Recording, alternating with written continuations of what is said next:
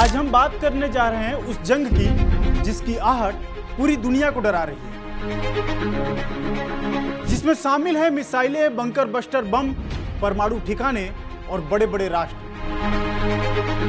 जी हां, हम बात कर रहे हैं ईरान और इजराइल की खुली जंग की, और इसमें अमेरिका के सीधे शामिल होने की भी। क्या यह वही मोड़ है जहां तीसरे विश्व युद्ध की शुरुआत मानी जाए? और भारत इस वैश्विक संघर्ष में कहां खड़ा है? आज हम बात करेंगे विस्तार से और इसका विश्लेषण करेंगे। मैं हूं अरुण जायसवाल और आप देख रहे हैं क्या सीन है।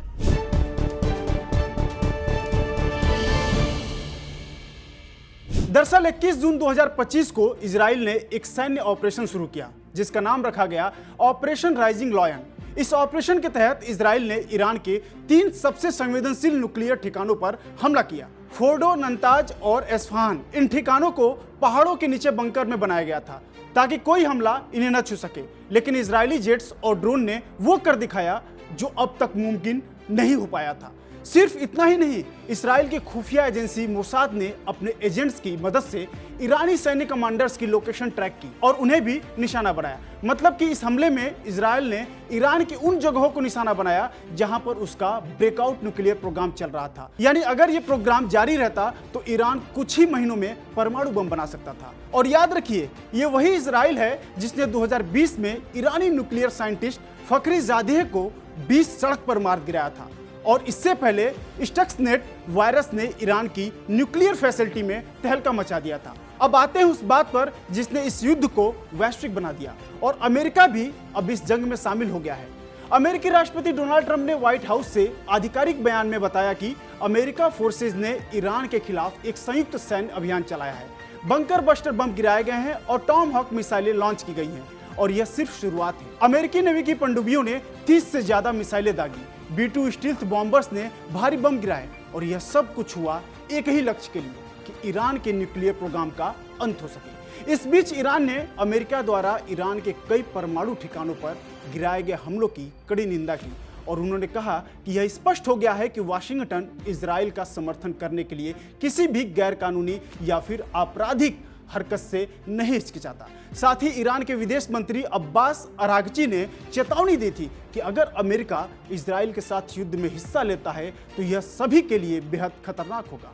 अब जब अमेरिका ने ईरान पर हमला कर दिया है तो पूरी दुनिया की नजरें इस बात पर टिकी हैं कि आखिर ईरान अब आगे क्या करेगा। ईरान के सुप्रीम लीडर अयतुल्ला खामेनेई ने पहले ही अमेरिका के राष्ट्रपति डोनाल्ड ट्रंप को चेता चुके हैं कि ईरान सरेंडर नहीं करेगा। अमेरिका के ईरान पर हमले के बाद यह तो तय है कि संघर्ष जल्द ही पूरे क्षेत्र को अपनी जद में ले लेगा। अब बात करते हैं ईरान की कमजोर कड़ी की और इजराइल की टाइमिंग की। तो ईरान इस वक्त बहुत कमजोर है क्योंकि लेबनान, सीरिया और गाजा में ईरान समर्थित ग्रुप्स को इजराइल ने पीछे ढकेल दिया है, और एयर डिफेंस सिस्टम पहले से ही कमजोर है। और यूएन न्यूक्लियर वॉचडॉग ने हाल ही में ईरान को नॉन कंप्लायंस के लिए चेताया था। यानी इजराइल के लिए ये एक मौका और शायद आखिरी मौका था। अब जरा इतिहास को थोड़ा पीछे ले चलते हैं। आपको बता दें कि ईरान और इजराइल कभी बहुत अच्छे दोस्त थे।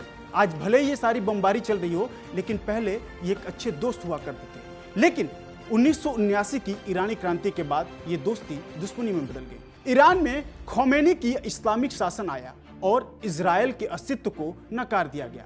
उसके बाद ईरान ने हमास और हिजबुल्लाह जैसे इजराइल विरोधी संगठनों को समर्थन देना शुरू कर दिया। सीरिया, इराक और यमन में प्रॉक्सी वार चलाए और खुद का परमाणु कार्यक्रम तेज किया, जिस पर आज सबसे बड़ा विवाद हो रहा है, क्योंकि इजराइल नहीं चाहता कि ईरान अपना खुद का न्यूक्लियर बम तैयार कर पाए। इजराइल को हमेशा यह डर रहा कि अगर ईरान के पास परमाणु हथियार आ गया तो उसका यहूदी राष्ट्र एक दिन में मिट सकता है, और बस यहीं से मामला गर्म हो जाता है, मतभेद होते हैं, और आज हालात जरूरत से ज्यादा गंभीर हो गए हैं। अब बात भारत की करते हैं तो भारत इस पूरे संघर्ष से सीधा प्रभावित हो सकता है। कैसे? पहला कि तेल संकट। तेल संकट कैसे आएगा? क्योंकि भारत अपनी जरूरत का करीब 85% तेल आयात करता है, और उसमें से ज्यादातर होर्मुज स्ट्रेट से सीधा आता है। अगर यह रास्ता बाधित होता है तो निश्चित तौर पर भारत को सोचना पड़ेगा, और पेट्रोल डीजल 150 रुपये तक महंगा हो सकता है। महंगाई बेकाबू हो सकती है और हमारे शेयर बाजार में हाहाकार मच सकता है। और दूसरा कि भारतीय प्रवासियों की सुरक्षा का मुद्दा। भारत के लगभग 1.3 करोड़ NRI में से 66% खाड़ी देशों में रहते हैं, अगर यह संघर्ष आगे बढ़ता है तो भारत को फिर से जैसे 1990 में कुवैत, 2011 में लीबिया और 2022 में यूक्रेन की तरह बड़े पैमाने पर इवैक्यूएशन ऑपरेशन चलाने पड़ सकते हैं। और तीसरा जो सबसे ज्यादा जरूरी है भारत के लिए वो है चाबहार पोर्ट और IMEC को खतरा। दरअसल ईरान में बना चाबहार पोर्ट भारत की रणनीतिक कड़ी है जो अफगानिस्तान और सेंट्रल एशिया को जोड़ता है, और IMEC यानी कि India middle east Europe corridor जो चीन के BRI को टक्कर देता है वो भी इस युद्ध के चपेट में आ सकता है। और चौथा जो सबसे ज्यादा इंपॉर्टेंट है, डिप्लोमेटिक बैलेंस का संकट, क्योंकि भारत अभी तक किसी भी युद्ध में कूटनीति अपनाता रहा है और भारत के दोनों से रिश्ते अच्छे हैं, चाहे वो इजराइल हो चाहे ईरान। इजराइल के साथ रक्षा और तकनीकी साझेदारी है और ईरान से ऊर्जा और रणनीतिक कनेक्टिविटी है। लेकिन अगर अमेरिका और इजराइल एक साथ युद्ध में उतर चुके हैं तो भारत कितने दिन तक न्यूट्रल रह पाएगा, यह भी भारत के लिए एक चिंता का विषय आज बना हुआ है। तो फिर इस पूरे संकट का समाधान क्या है, यह भी सोचना जरूरी है। तो इसके कई अलग अलग पहलुओं को अगर देखा जाए तो पहला, 2 स्टेट सॉल्यूशन को अपनाना होगा। इजराइल को फिलिस्तीन को वैध राष्ट्र मानना होगा, तभी क्षेत्र में स्थायी शांति की शुरुआत होगी। और दूसरा, JCPOA यानी कि न्यूक्लियर डील में ईरान की वापसी, मतलब कि ईरान अगर फिर से अंतर्राष्ट्रीय निरीक्षण मान ले तो इजराइल को हमले का कोई बहाना नहीं मिलेगा। और तीसरा, UN और यूरोपीय देशों की मध्यस्थता यानी कि इंटरनेशनल लेवल पर बातचीत को फिर से जिंदा करना होगा। और चौथा, भारत को अब शांति दूत की भूमिका निभानी चाहिए जो भारत हमेशा से करता रहा है।